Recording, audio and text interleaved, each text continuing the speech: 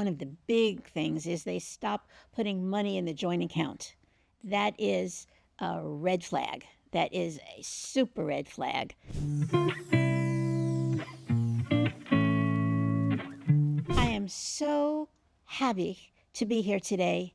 I'm divorce lawyer Denise on Instagram and TikTok, and I am here today with Leah Mayersohn. I am joining Leah's firm, and between the two of us, we have decades of experience in divorce. You name it, we know it, and we can help you with it. And I'm super excited to be here today with Denise Isaacs. And most of you know her as divorce lawyer Denise. So it's going to be a wonderful experience. And we're very excited for the increased services that we can provide people with and how many more people we can help with their ongoing problems. We're here to help you and let you know that there's life after divorce. And I think the combination of the two of us is going to help people achieve their dreams for what they want after divorce so that they have a much better life than the stress and anxiety they're going through during the divorce process. And if people listen to what we're telling them, their process is going to be a lot smoother than if they were handling it the way many people handle their divorces. So this podcast is for anyone who has a family of any type where there are other people involved. If they aren't necessarily in a traditional family and have children together and never got married, if they're married together, if they're divorced and are trying to co-parent together, if they have all different permutations of this, including planning their life after divorce, this podcast is for you because this can help you navigate many of the different problems that you might encounter along the way. And we're here to help you plan and help you focus so that you can smoothly get through your divorce. There are always pitfalls, there's always the exceptions, but planning with your lawyer is the best thing that you can possibly do, or listening to our suggestions so that we can help you to help yourself through the divorce process. And today we are going to talk about the most common mistakes people make in a divorce. And I'd like to start asking Denise some of the things that she's seen over her years that are the hugest mistakes people make during a divorce. The first thing that we discussed that we want to talk to you about is financial planning. You need to know how much you're spending. You need to know this. You need to know what your spouse makes. You need to know what you make, or if you're a stay-at-home mom, how much you need to live on. Financial planning starts from the very basics of finding out how much you've been spending and how much you need to live on. Now, what happens if someone's been a stay-at-home mom and they've never had access to any information about what their spouse earns? The first thing you want to do is investigate, find any piece of paper that you can in the house. Look online, talk to people, find out what your mortgage is, find out how much the taxes are online, find out everything. And you, of course, know what you've been spending because you'll have your credit card and other receipts and the bank account so that you'll be able to see how much you're spending on the individual items like food and entertainment and clothing and other things. And sometimes, I'm asked the question, what happens if my spouse hides all of the receipts and I don't get to see, what we're spending for our family lifestyle? How do you maneuver that? We have discussed this, and we are lawyers. So there are very few dollars that are earned that we can't track. And we have subpoena powers to get copies of every bank statement, every credit card statement, every business statement. We're there. And that's how you can track it. Nobody is going to be paid a salary or earn something because in their business that we can't find a way to divvy up and figure out exactly how much is being earned. And what if someone's spouse has alternative types of assets like crypto or things of this nature or real estate? How do you handle it? there are appraisals, there are different kinds of appraisals, there are many, many ways of making sure that we can find out the financial facts. And do you do a thorough investigation when you get the records? This is where we work in partnership with our clients. Partnership. There is nobody who's going to know what that particular day or that particular night and that particular expense was spent on, and it sure wasn't spent on you. So he had to be somewhere. So you are going to work with us so that we can figure out what was spent on the family and what wasn't, and where the money went, because we can track it. And we also have experts that we use who help us. And today, to help you in how you can find everything, you can just walk in when the other person is not there and try to see what you can get, or you have their passwords and their permission to use their computers so that you can go online and find everything. Or you are jointly on the statements and you can order all the statements and you can find everything out. Leah, I have some questions here that people have been asking, and I'd like to get your input on that. My spouse and I don't argue, but we've started growing apart. How do we fix it before it's too late? What I usually tell my clients is I tell them to go ahead and start getting counseling. I tell them to try to think about when they were in love and when they first got together and what they liked about the other person, and try to get engaged in activities like that. And a lot of times that will help them. And we've had a lot of clients who started off, filed a divorce, and by the end of everything, we were able to get them back together. So that can happen. People just have to make the effort. That is great advice, because people think that lawyers just want to promote divorce, and you don't, which is one of the things that impressed me about you. In your experience, Yes. how is the institution of marriage going? Is it continuing? Is it growing? I'm seeing more and more people having kids without getting married. And I think that's much more evident with the younger people than with older people. I do see a lot of like second and third marriages with older clients. And it seems like older clients, it's much more important for them to be married, even if they're not going to have kids. For younger clients, I don't know that it's always that important these days for them to get married in order to have kids or to have a life together. So I see a lot of people who are living together, and we have far more paternity actions now than we did 10 years ago.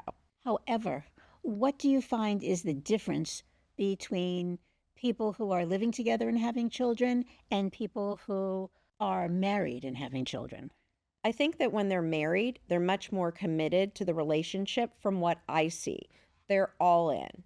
When I see that they're living together and having kids, a lot of times the partner who's has more financial resources isn't as interested in taking care of the other person. And I have to remind them sometimes that the kids are still theirs and they want their kids to have a certain lifestyle. So they need to help pay for that lifestyle after they end the relationship with the person.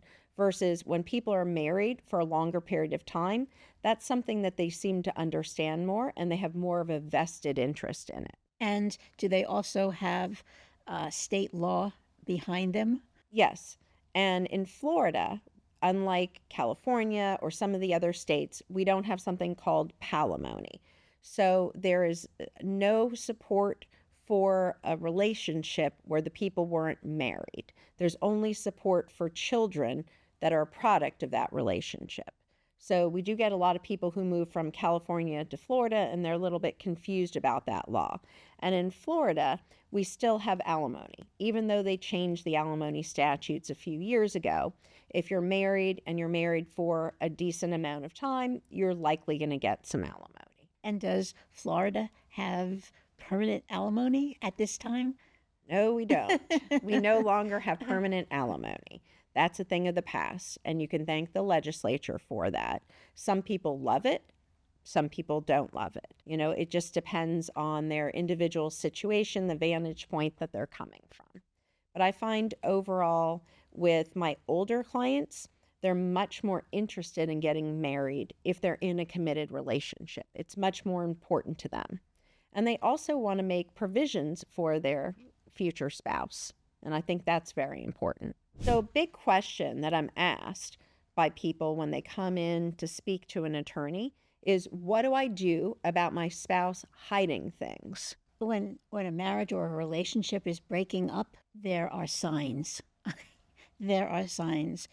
There is disappearing. So time is something that they're disappearing evenings, they're disappearing weekends, they're working later, they're going in earlier, they're coming home, they have excuses. So one of the things they're hiding can be another relationship, or they're taking the time to plan where they're going to move to because there's going to be a separation, or they're planning on how they're going to handle the separation, and they're getting advice from friends, okay, advice from third parties and family, that lead them to do all sorts of things, or they're hiding and their things start disappearing because they're putting them in storage or bringing them to somebody's house.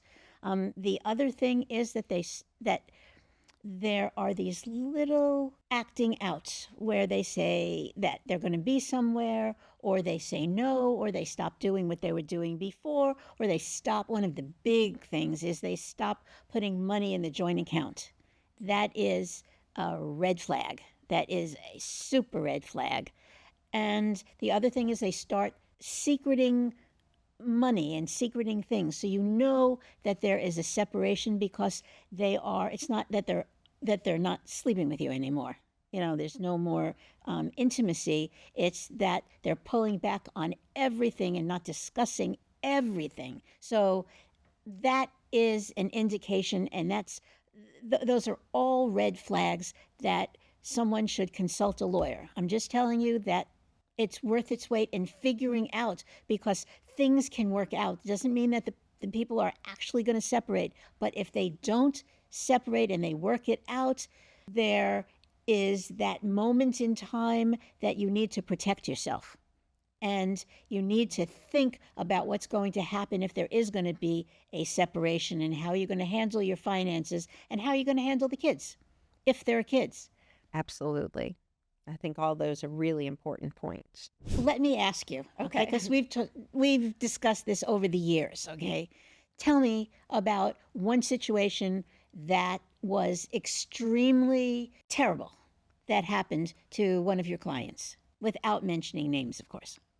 Unfortunately, I've had a lot of extremely tough situations that have happened to my clients over the years. One of the worst that I remember is that my client's husband took her overseas for a vacation, and she didn't realize that things weren't going well. They had a new baby, and the country that they went to is the type of a country where women don't have the rights that we enjoy in the United States. Oh my God. And while they were overseas, he filed a petition with the court in that particular country to prevent her from leaving the country. He tried to take the baby. She didn't allow him, but then he came back to the United States.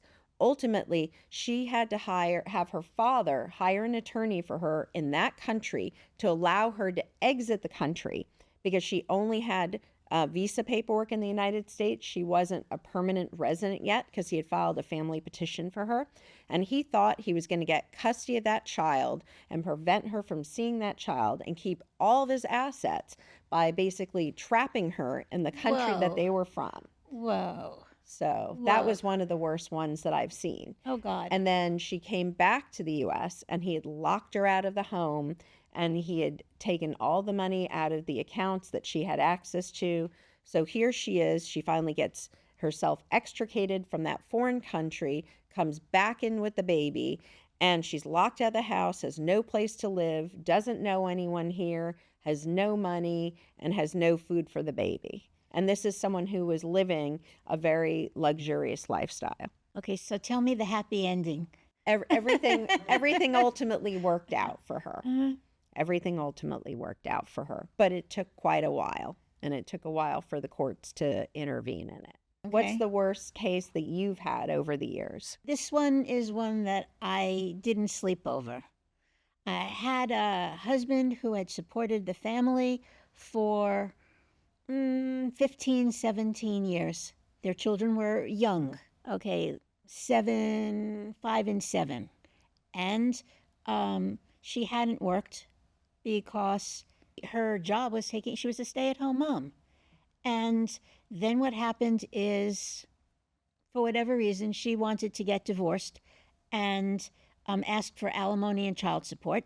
And he took everything, all the fancy cars, he got rid of or he hid somewhere and then said that he was driving an old Ford, and that he wasn't getting any money and he couldn't afford to pay her, although until the very moment that she filed for divorce, all the money had been coming in from another country. It took months. He tried to throw her out of the house, and that didn't happen. And the children were in private school, and he continued paying for the private school for the children. And then what happened is our accountants found where the money was. Our accountants found where the source of his income was that he was working with, that he had worked and placed in different countries and different banks in the United States. So then there was an equitable distribution, which means property division. And then she was financially safe, and the children were financially safe. And every once in a while, she still has to go back against him, and she uses the charts from the accountants that helps her to find where everything went when he starts not paying again. A good expert's really important.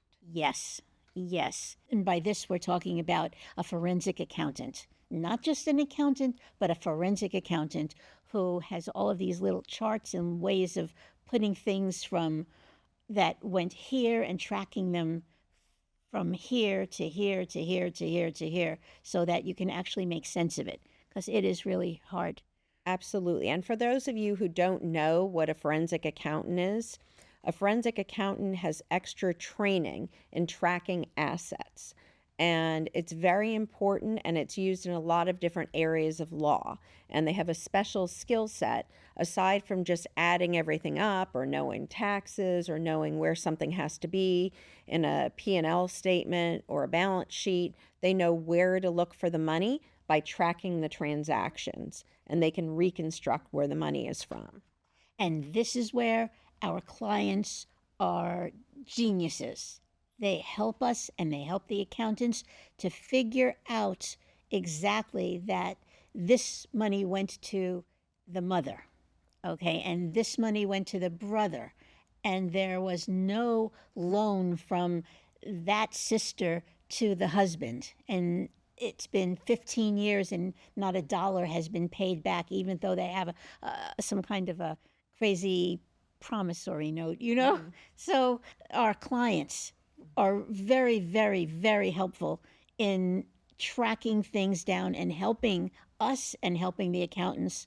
We have lots of clients who don't have accountants, and they can keep track of exactly where the money went.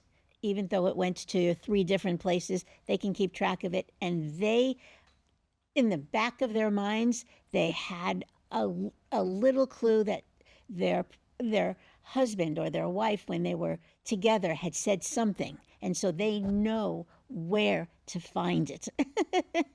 Very important that the clients participate. So, what do you think is the best piece of advice that you could give the listeners who are in a situation where they're contemplating divorce on what to do about their situation? They need to talk to their smartest, best friend. If it's a family member or if it's a friend, that's the first thing that they need to do. The second thing that they need to do is they need to plan. They need to financially figure out what financially is going on and how much money they're going to need, because they have to make sure that the car payment is paid, that the mortgage is paid, that the electricity is paid. They have to find out the basic needs of what needs to be paid. And I can't stress this enough.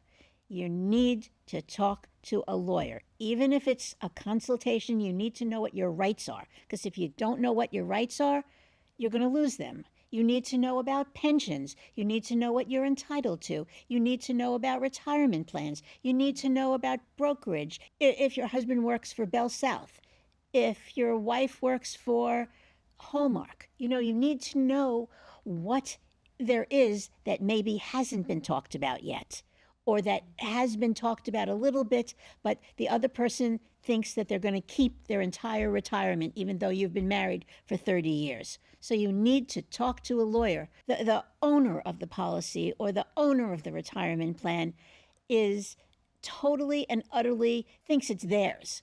And so, that's why you need to consult with a lawyer. That happens a lot. What about making sure that people who aren't working have expenses for at least 6 months? Why do you think that might be important? I want you to know that that is such a good piece of advice. So maybe you'll tell them not to file for divorce, to save as much money as possible so they're in a better financial position. This is something that lawyers like yourself are just founts of information and are so helpful to everyone. I said a consult with a lawyer. I didn't say a free consult with, they talk to you on the telephone for 30 seconds. You need to have somebody who you are talking to who knows all of your circumstances so they tell you with knowledge about what's happening and not Absolutely. 10 minutes on the telephone. You have no time to tell them what your facts are or what your circumstances are. So there you have it, the most common mistakes in marriage that can lead to divorce. And it's very important. You need to keep your communications open, tackle problems ahead of time, get advice from a lawyer way before you want to get divorced. And that way you can prevent a lot of problems. So thank you so much for joining us. You can find us on our socials. You can either find at Divorce Lawyer Denise or at Mayersohn Law Group. And you can also find us on YouTube, Facebook, Instagram, and all over on our website. Make sure you like, subscribe, and follow, and call this number if you have any questions. Thank you so much for joining us. I look forward to seeing you next week.